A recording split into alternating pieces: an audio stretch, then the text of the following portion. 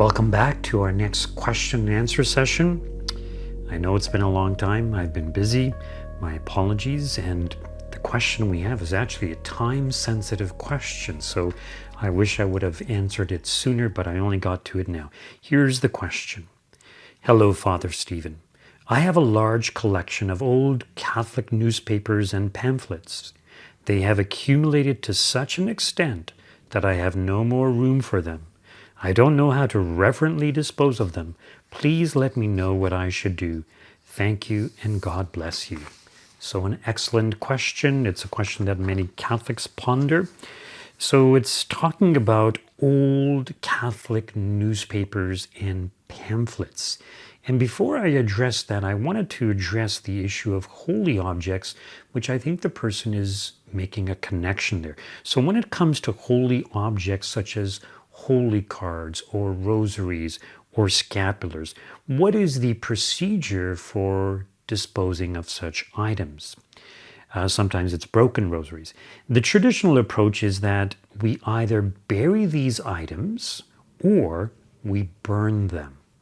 And the reason we either bury them or burn them is so that they don't fall into the wrong hands, so that people don't misuse them. Now, how might people misuse them? In other words, these items are blessed, they're sacramentals, so we don't want somebody just playing with a rosary, for example. Or sometimes Satanists will use these devotional objects and use them in their satanic rituals. So we don't want that to happen. So by burying it, the ideal is nobody's going to find it. By burning them, of course, nobody can use them. It also depends on what shape these items are in.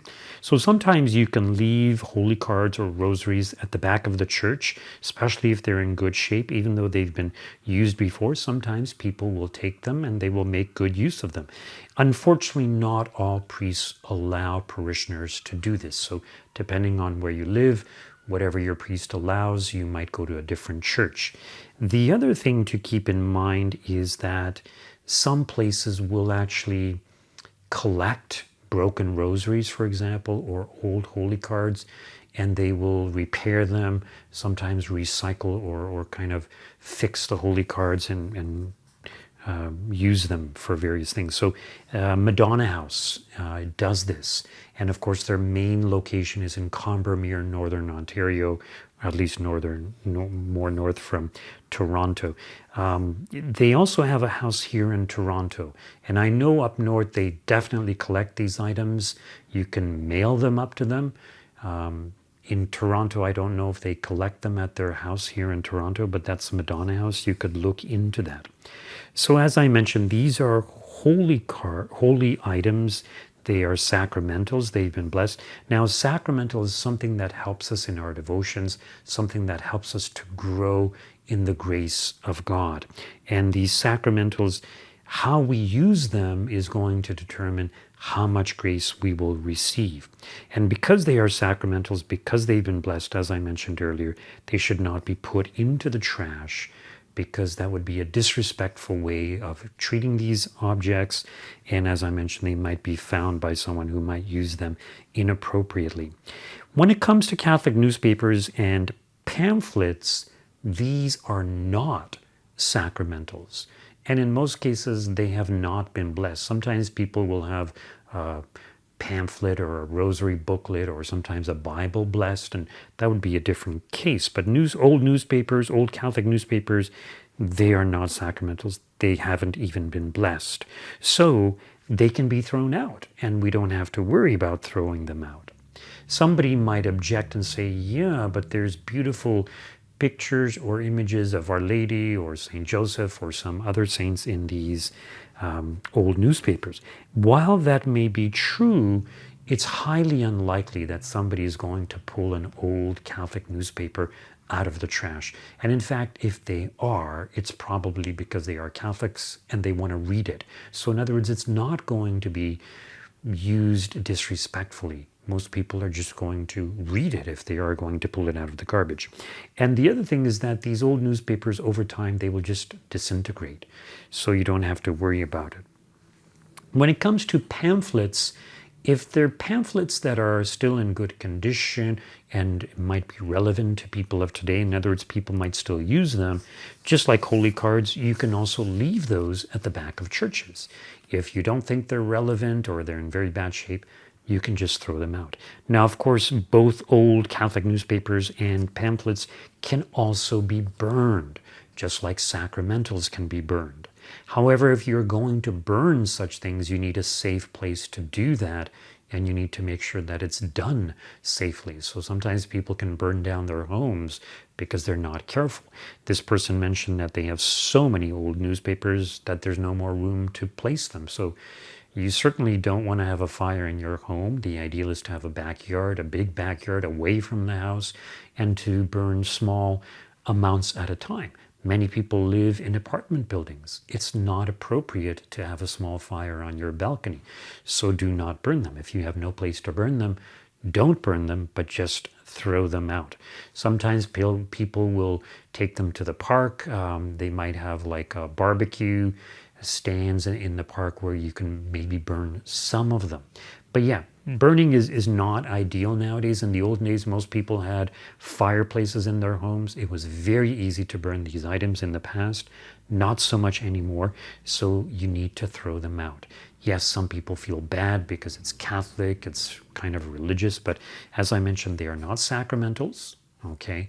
And they haven't been blessed. So it's okay to throw them out.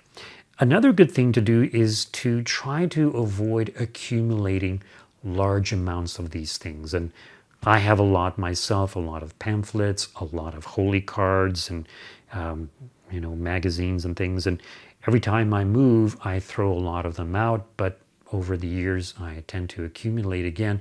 So moving is actually good because it forces me to downsize, get rid of things, but I tend to accumulate things also. So a good thing to do is periodically to throw things out, to go through the things that you have and throw things out.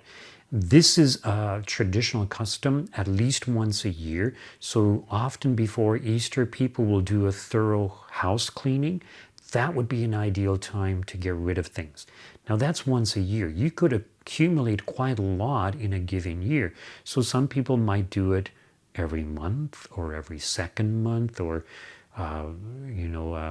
4 times a year. So you can determine for yourself, but try to avoid accumulating these things. Why do we allow these things to accumulate?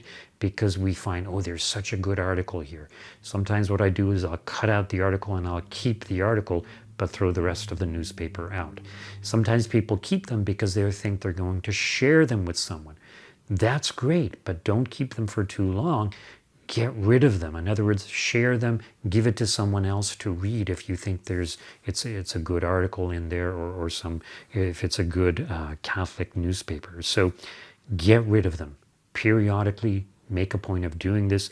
Be strict with yourself. Consider also what's going to happen if something happens to you. Let's say you die and people come to clean out your home.